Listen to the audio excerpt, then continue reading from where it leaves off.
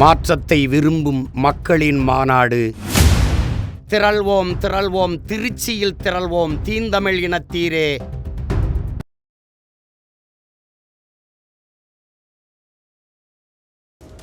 ஒட்டுமொத்த இந்தியாவில் மோடி பயப்படுவது காங்கிரஸை பார்த்து இல்லை, சரி, மோடி பயப்படுவது யாரை பார்த்து? திமுகவை பார்த்து. அப்போ ஒரு ஐடியாலஜிக்கல் ஃபோர்ஸாக இணைந்திருக்கும் பொழுது அது மக்கள் மத்தியில் செல்வாக்கை பெற்று கடந்த 5-6 தேர்தல்களில் மக்களது அறுதி பெரும்பான்மை வாக்குகளை பெற்று இன்றைக்கு ஆட்சியில் அமர்ந்திருக்கு. இதன் காரணமாக காங்கிரஸ் தான் பெனிஃபிட் அடைஞ்சிருக்கு. 10 எம்பிக்கள், 18 எம்எல்ஏக்கள், இது எல்லாமே காங்கிரஸ் பெனிஃபிட் அடைஞ்சிருக்கு. திமுகவோட இருந்தால் 18 எம்எல்ஏக்கள் தான் கிடப்பாங்க. தாவேக்கால போனால் ஆல்ரெடி 30% வாக்கு வங்கி வச்சுருக்கேன்னு விஜய் சொல்கிறாரு. மக்களால் நிரூபிக்கப்பட்டதல்ல, விஜய் சொல்கிறாரு. ஆனால் விஜயோட நிர்மல்குமார் 40% இருக்குன்னு சொல்கிறாரு.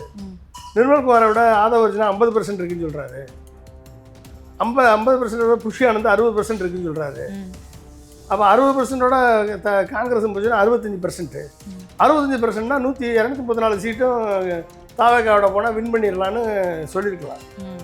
60% வச்சுருக்க ஒரு கட்சி விஜய்கிட்ட போய் சேராமல் வெறும் 18 எம்எல்ஏ திமுக போய் சேர்ந்து என்ன பிரயோஜனம்? அவங்க ஆட்சியிலையும் அங்கே தர மாட்டாங்க, அதிகாரத்தையும் அங்கே தர மாட்டாங்க, கான்ட்ராக்டும் தர மாட்டாங்க, ஒன்றும் பண்ண மாட்டாங்க. எதுக்கு அங்கே இருக்கணும்? இந்த மாதிரி ஜீரோ ஆயிடுச்சு அப்படின்னா காங்கிரஸினுடைய எதிர்காலம் தமிழ்நாட்டில் எப்படி? எதிர்காலம் மூட்டிட்டு போக வேண்டியதான், ஊற்றி மூட்டிட்டு போக வேண்டியது. நம்ம என்ன மோடி நினச்சாரோ, என்ன அமித்ஷா நினச்சாரோ, அந்த கனவை மாணிக் தாக்கூர் வெற்றிகரமாக செய்து முடிச்சிருக்காருன்னு அர்த்தம். நான் வீழ்வேன் என்ற நினைத்தாயா ட்வீட் போட்டிருக்காரு அன்னைக்கு மாணிக் தாக்கூர்.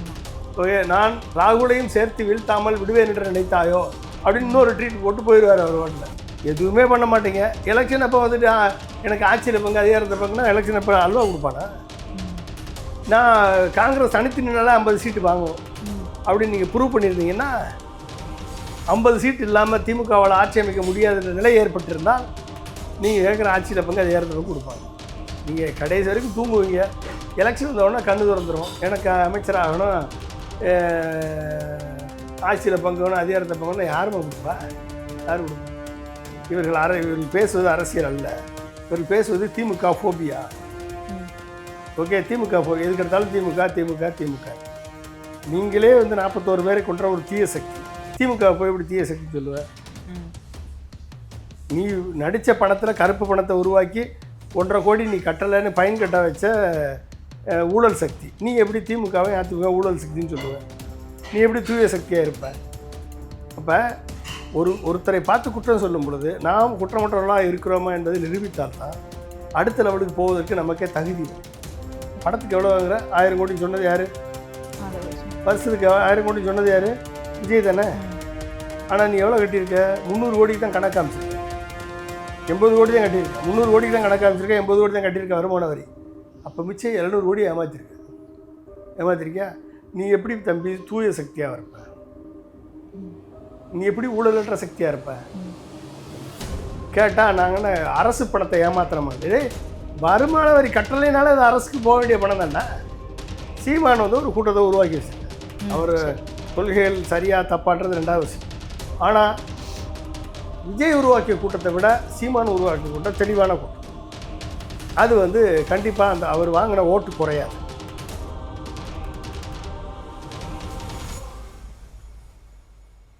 நிம்மதி ப்ராப்பர்ட்டி மேனேஜ்மெண்ட். கான்டாக்ட் 7667008899. நலம் தரும் நல்லார் சித்த மருத்துவமனை. இதய நோய், சர்க்கரை நோய், பக்கவாதம், சிறுநீரக பிரச்சனை, தண்டுவடம் மற்றும் மூட்டு பிரச்சனைகளுக்கு மிகச்சிறந்த மருத்துவமனை. கிருஷ்ணகிரி, சென்னை மற்றும் மதுரை. தொடர்புக்கு 8807666117 மற்றும் 8807666118.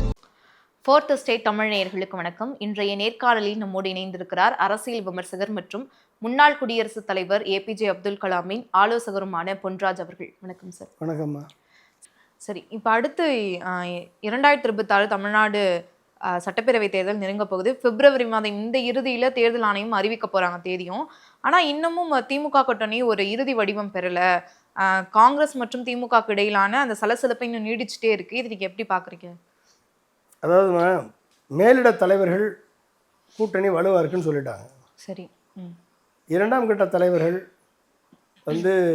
திரு மாணிக் தாக்கூர், காங்கிரஸுடைய 2ஆம் கட்ட தலைவர் மாணிக் தாக்கூர் MP, பிரவீன் சக்கரவர்த்தி என்ற ஒரு லீகல் செல்லினுடைய எம்பி, ஒரு தலைவர், அப்புறம் கரூர் எம்பி ஜோதிமணி, இவர்கள் வந்து ஆட்சியில் பங்கு, அதிகாரத்தில் பங்கு வேணும் என்ற குரலை தொடர்ந்து ஒலித்து வருகிறார்கள்.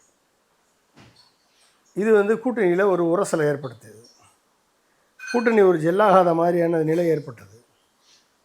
மேலிடம் கூப்பிட்டு கண்டித்த பிறகும், நீங்கள் யாரும் பேசக்கூடாதுன்னு சொன்ன பிறகும், திரும்பவும் அவர் சொன்னார், இவர் சொன்னார், அதனால் நாங்கள் பதில் சொன்னோம் என்றெல்லாம் சொல்லிக்கொண்டு இதை வந்து இந்த கூட்டணியை என்னுடைய ஒரு கெமிஸ்ட்ரியை காலி பண்ணுற மாதிரி, ஒரு கொஹசிவ்னஸை காலி பண்ணுற மாதிரி, ஒரு தொண்டர்களுக்கிடையே ஒரு மனக்கசப்பை உருவாக்குவது மாதிரியான ஒரு செயல்களில் திட்டமிட்டு மாணிக் தாக்கூர் ஈடுபட்டு வந்தார்.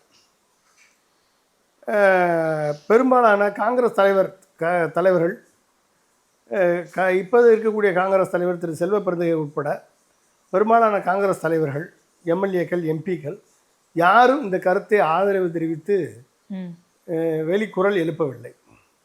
ஆனால் இவங்க 2 பேர் மட்டும் தொடர்ந்து இதை பண்ணிகிட்டு இருந்தாங்க. பிரவீன் சக்கரவர்த்தியும் மாணிக் தாக்கூரும் பண்ணிகிட்டு இருந்தாங்க.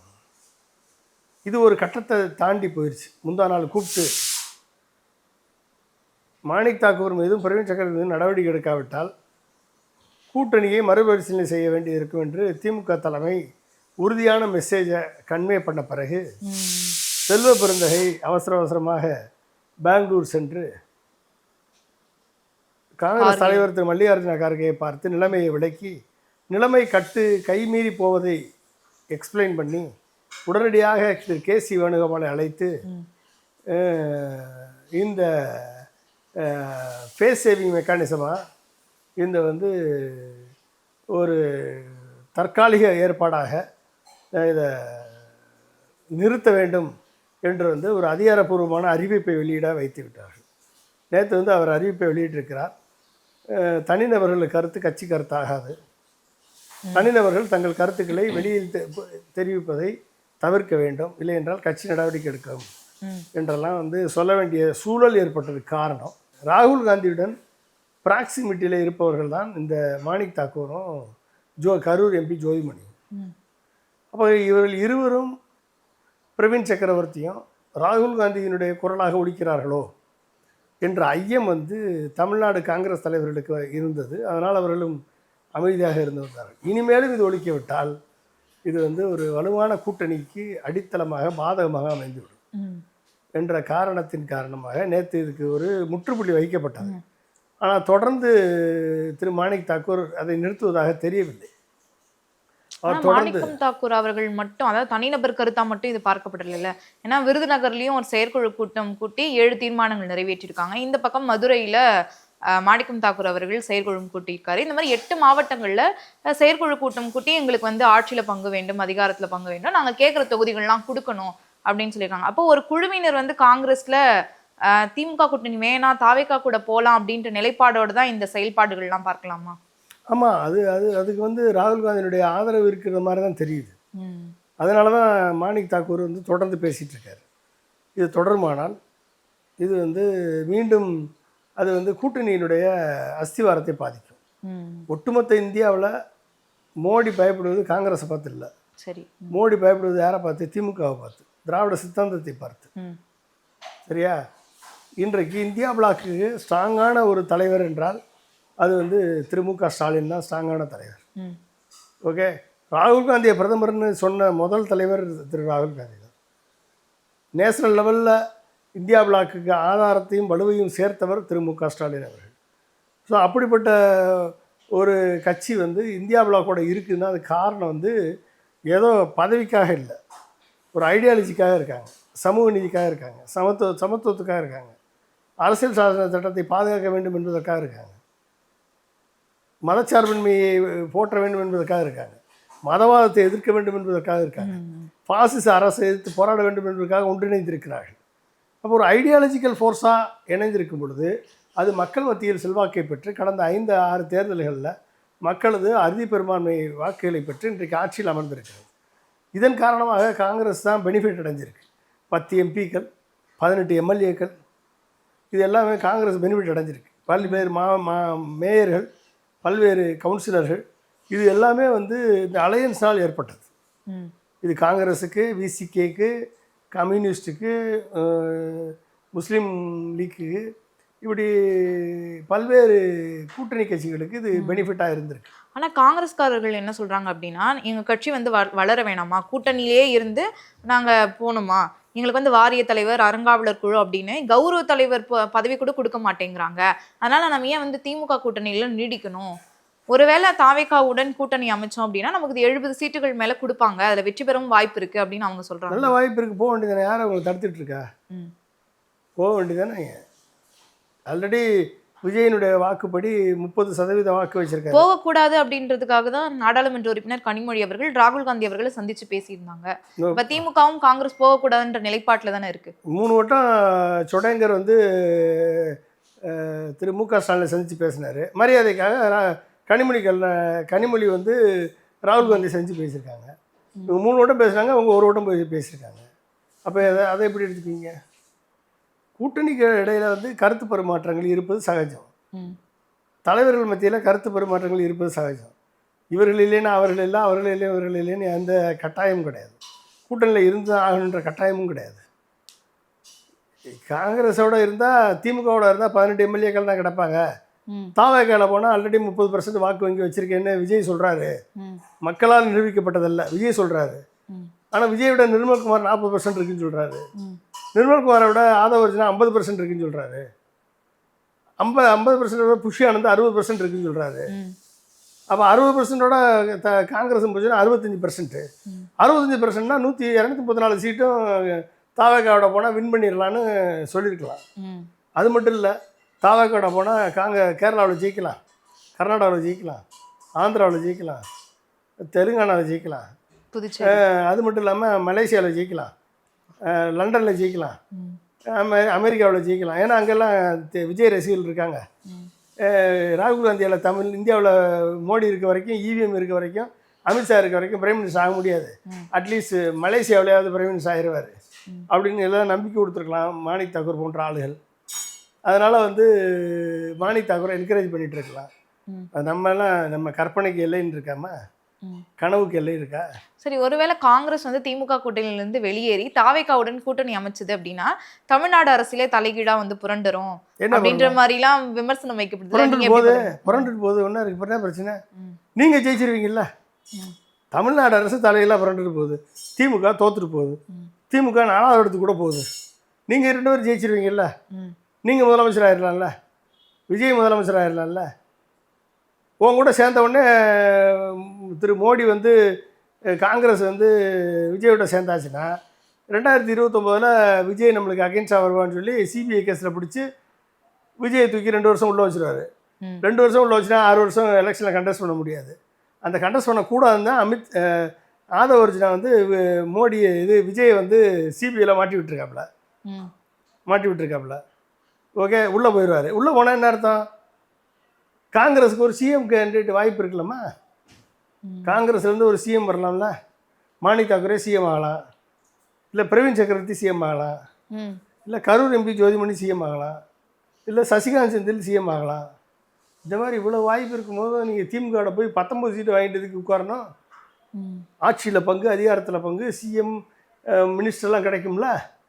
போக வேண்டியதானே. இப்படி நடக்கிறதுக்கு வாய்ப்பு இருக்கா? இந்த மாதிரி கணக்கு போடுறாங்களா? இல்லை, அப்படி நடக்கும்போது இப்படி நடக்காதா? நடக்காத நம்ம சொல்ல முடியுமா? வாய்ப்பு இருக்குது. ஏன்னா 60% வச்சுருக்க ஒரு கட்சி விஜய்கிட்ட போய் சேராமல் வெறும் 18 எம்எல்ஏ கொடுக்குற திமுக போய் சேர்ந்து என்ன பிரயோஜனம்? அவங்க ஆட்சியிலேயும் அங்கே தர மாட்டாங்க, அதிகாரத்தையும் அங்கே தர மாட்டாங்க, கான்ட்ராக்டும் தர மாட்டாங்க, ஒன்றும் பண்ண மாட்டாங்க. எதுக்கு அங்கே இருக்கணும்? இப்படி போனால் இந்த வாய்ப்பு இருக்குல்ல, வாய்ப்பு இருக்குது. மொத்தமாக 0 ஆனாலும் ஆகும், அதுக்கு வாய்ப்பு இருக்குது. அந்த மாதிரி 0 ஆயிடுச்சு அப்படின்னா காங்கிரஸினுடைய எதிர்காலம் தமிழ்நாட்டில் எப்படி இருக்கு? எதிர்காலம் மூட்டிட்டு போக வேண்டியதான், ஊற்றி மூட்டிட்டு போக வேண்டியது. நம்ம என்ன மோடி நினச்சாரோ, என்ன அமித்ஷா நினச்சாரோ, அந்த கனவை மாணிக் தாக்கூர் வெற்றிகரமாக செய்து முடிச்சிருக்காருன்னு அர்த்தம். நான் வீழ்வேன் என்ற நினைத்தாயா ட்வீட் போட்டிருக்காரு அன்னைக்கு மாணிக் தாக்கூர். ஓகே, நான் ராகுலையும் சேர்த்து வீழ்த்தாமல் விடுவேன் என்று நினைத்தாயோ அப்படின்னு இன்னொரு ட்வீட் போட்டு போயிடுவார் அவர் ஓட்டில். முடிஞ்சு போச்சா?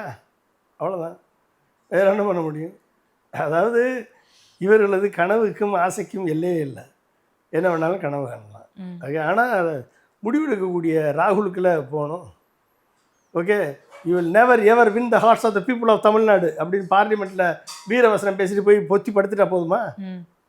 இன்னைக்கு டெய்லி மாதத்துக்கு 2 வட்டம், மாதத்துக்கு 3 தடவை வர்றாங்க பிஜேபி. ஒன்று மோடி வராரு, இல்லை அமித்ஷா வராரு, இல்லைன்னா பியூஷ் கோயல் வராரு, இல்லைன்னா ராஜ்நாத் சிங் வராரு. தமிழ்நாட்டுக்கு வந்துக்கிட்டே இருக்காங்க, படையெடுத்துக்கிட்டே இருக்காங்க. மார்ச் 1 வராரு பிரதமர், மார்ச் 6 வராரு பிரதமர். ராகுல் காந்தி எத்தனை வட்டம் வந்திருக்காரு? எத்தனை வட்டம் வந்திருக்காருமா தமிழ்நாட்டுக்கு? காங்கிரஸ் கட்சியை பலப்படுத்தியிருக்காரா? சொல்லுங்கள். எத்தனை மீட்டிங் போட்டிருக்காரு தமிழ்நாட்டில்? சரி, அவர் தான் போடலை. ராகுல் காந்தி பாராளுமன்றத்தில் மோடியை எதிர்த்து களமாடுறாரு, போராடுறாரு.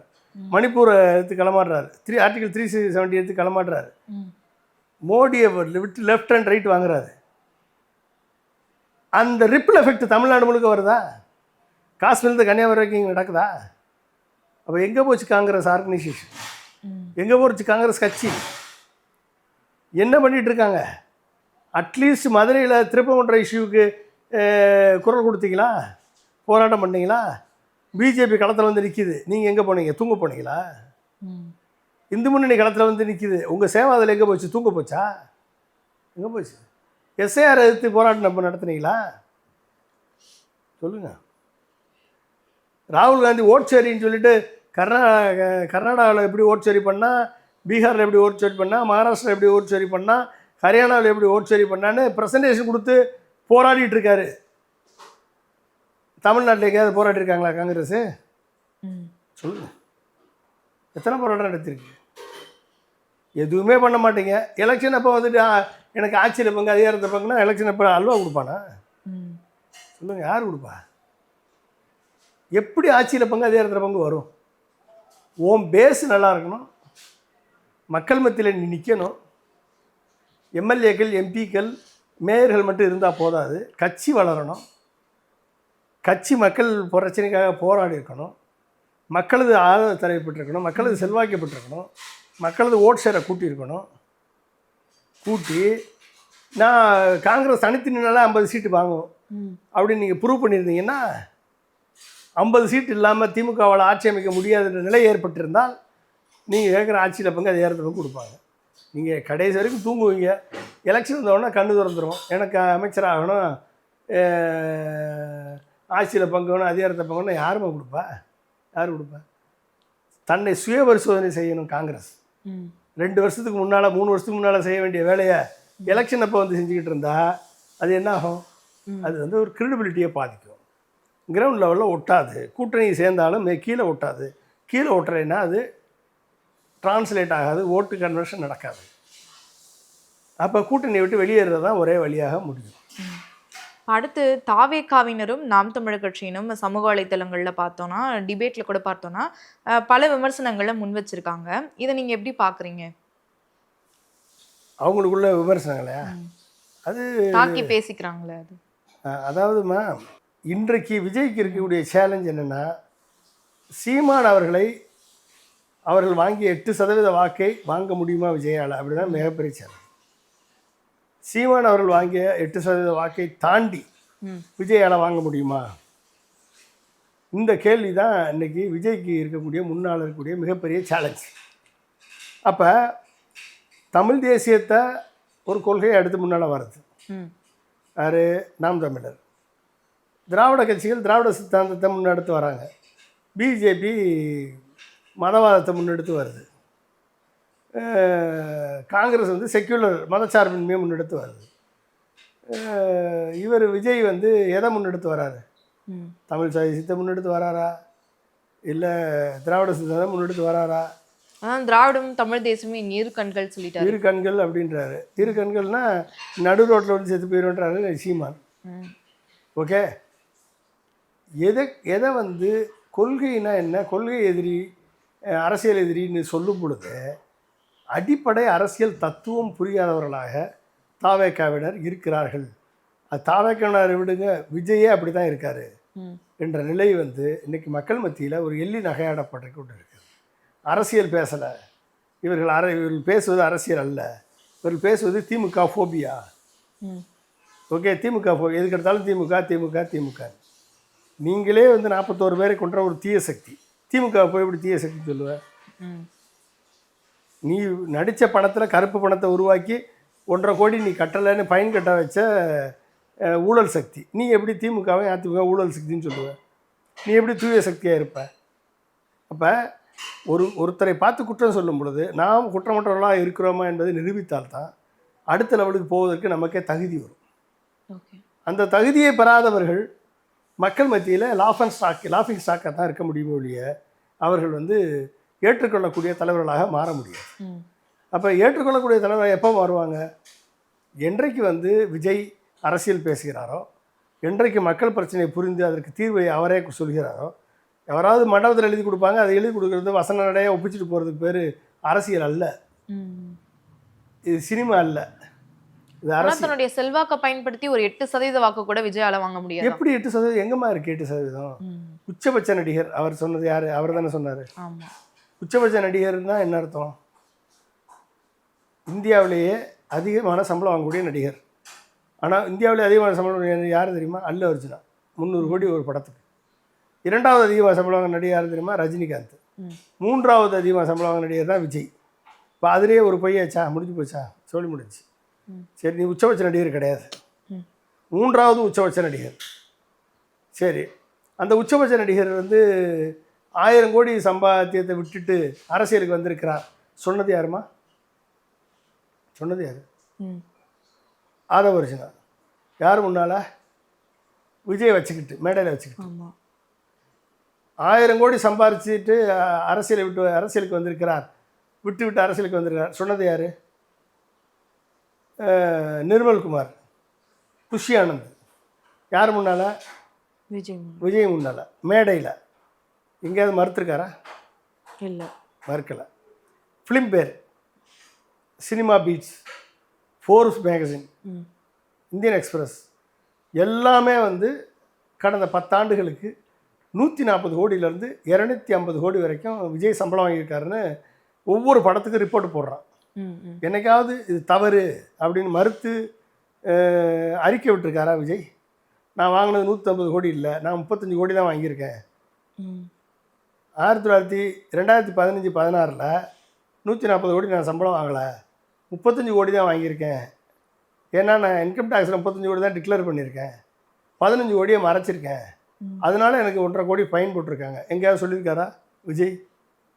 இப்போ போன வாரம் தான் நம்ம கொடுத்தான் ஃபைனு, போன வாரம் தான் கொடுத்தான்.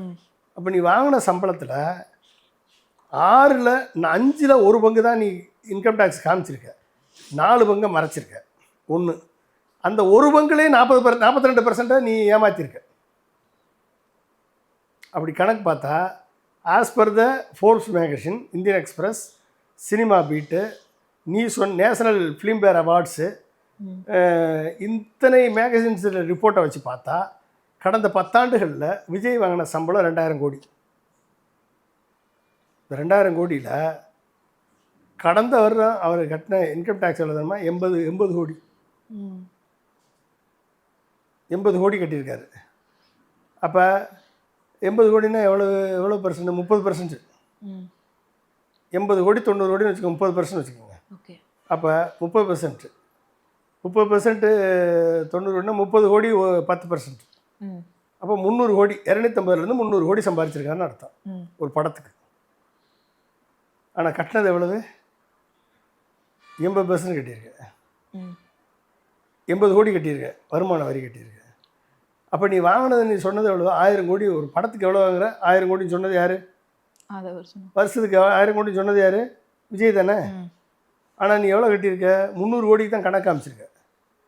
80 கோடி தான் கட்டியிருக்க, 300 கோடிக்கு தான் கணக்கு காமிச்சிருக்க, 80 கோடி தான் கட்டியிருக்க வருமான வரி. அப்போ மிச்சம் 700 கோடி ஏமாத்திருக்கியா? நீ எப்படி தம்பி தூய சக்தியாக இருப்ப? நீ எப்படி ஊழலற்ற சக்தியாக இருப்ப? சொல்லு. கேட்டால் நாங்கள் அரசு பணத்தை ஏமாத்துறோமான்னு. வருமான வரி கட்டலைனாலே அது அரசுக்கு போக வேண்டிய பணம் தான்டா. வருமான வரி கட்டலைனாலே வருமான வரி யாருக்கு போகும்? யாருக்குமா போகும்? வருமான வரி நம்ம கட்டுறோம், யாருக்கு போகுது? அரசுக்கு போகுது. அதை வச்சு தானே மக்கள் பிரச்சனைக்கு திட்டங்கள் போடுறாங்க. அப்போ அரசை ஏமாத்துறா, யாரை ஏமாத்துறேன்னு அர்த்தம்? யாரை ஏமாத்துறது? அதுக்கு பேர் ஊழல் இல்லையா? வரி ஏய்ப்பாது. அப்போ இத்தனைக்கும் காரணமாக இருந்துட்டு நீ எப்படி ஒரு ஊழலற்ற ஆட்சியை தர வேண்டுறதுக்கு கிளாரிட்டி கொடு. அரசியல் நிலைப்பாடு என்ன, மக்கள் பிரச்சனைகளுக்கு என்ன தீர்வு, இத்தனையும் சொல்வதற்கு உள்ள பக்குவத்தை என்றைக்கு விஜய் பெறுகிறாரோ அன்றைக்கு தான் அவர் வந்து அரசியலில் பிரகாசிக்க முடியும். அவர் கற்றுக்க வேண்டிய தூரம் ரொம்ப இருக்குது, அவர் நடக்க வேண்டிய பாதை ரொம்ப இருக்குது, அவர் தன்னோடு வரக்கூடிய தொண்டர்களை அரசியல் படுத்த வேண்டிய பக்குவம் ரொம்ப தேவைப்படுது. இத்தனையும் பண்ணி வந்தால் கண்டிப்பாக ஒரு நாள் வந்து விஜய் வந்து ஒரு நல்ல அரசியல் தலைவராக வாய்ப்பு இருக்குது. இதெல்லாம் தன்னை சரிப்படுத்திக்கிட்டு வந்தா. துப்புரவாது ஒதுக்கி தர வேண்டிய ஆளுன்னு நான் சொல்லலை, ஆனால் வாய்ப்பு இருக்குது. அந்த வாய்ப்பை பயன்படுத்துவாரா விஜய் என்பது அவருடைய கையில் இருக்குது, நம்ம சொல்ல முடியாது. வரும் சனிக்கிழமை நாம் தமிழ் கட்சியினுடைய மாநாடு நடைபெற போகுது. இப்போ தாவேக்காவினர் என்ன சொல்றாங்கன்னா, ஆளுங்கட்சியாக விஜய் அவர்கள் வரலனா கூட நாம் தமிழ் கட்சியை வந்து பீட் பண்ணிடுவாரு, அட்லீஸ்ட் வந்து 3வது இடத்துக்காவது வந்துருவாரு அப்படின்னு அவங்க சொல்றாங்க. நீங்க எப்படி பாக்குறீங்க இதை? நான் சொன்னேன் இல்லையா, நாம் தமிழருக்கு அப்படி தான் கட்சி தான் அவங்களுக்கு போட்டி. டிவிகே வர்சஸ் என்டிகே தான், டிவிகே வர்சஸ் டிஎம்கே கிடையாது. என்டிகே ஜெயிக்கிறதுக்கு முதல்ல விஜயால முடியுமான்றதான் கொஸ்டின் மார்க். கண்டிப்பாக சீமான் உருவாக்கிய கூட்டம் தெளிந்த அரசியல் ஞானம் உள்ளவர்கள், அரசியல் தெளிவுள்ளவர்கள், தமிழ் தேசிய பற்று கொண்டவர்கள். சீமான் வந்து ஒரு கூட்டத்தை உருவாக்கி வச்சிருக்காரு. அவர் கொள்கைகள் சரியா தப்பான்றது ரெண்டாவது விஷயம். ஆனால் விஜய் உருவாக்கிய கூட்டத்தை விட சீமான் உருவாக்கிய கூட்டம் தெளிவான கூட்டம். அது வந்து கண்டிப்பாக அந்த அவர் வாங்கின ஓட்டு குறையாது. சரி, அவருக்கு இப்போ போட்டிருக்க ஓட்டு வந்து அவருக்கு தான் கன்வெர்ட் ஆகும். ஆமாம், இப்போ இருக்குது அவருடைய ஓட்டு வந்து கண்டிப்பாக குறையாது. கண்டிப்பாக அவர் ஓட்டு வந்து இழப்பு ஏற்படாது அப்படி தான் நான் நினைக்கிறேன். அவரை தாண்டி இவர் ஓட்டு வாங்குறாரு அப்படின்னா அது வந்து பரவாயில்ல அப்படின்னு நம்ம ஏற்றுக்கொள்ளலாம். 3வது இடத்துக்கு வந்து விடுவார், வந்துட்டார்னா நம்ம பாராட்டலாம், ஃபர்ஸ்ட் லெவல் பாராட்டலாம் அவரை. சரிங்க சார், பார்க்கலாம். பல்வேறு கருத்துக்களை பகிர்ந்தமைக்கு நன்றி சார். மிக்க நன்றிம்மா.